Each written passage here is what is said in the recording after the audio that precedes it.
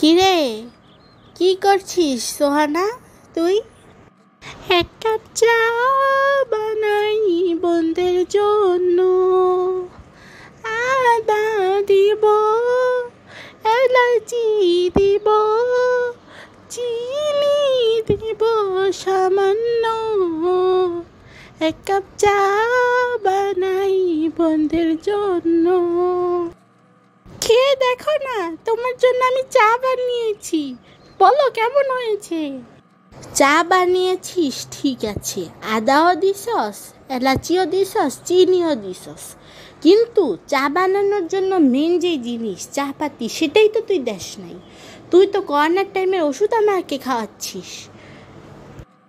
ও, আসলে ভুল হয়ে গিয়েছে।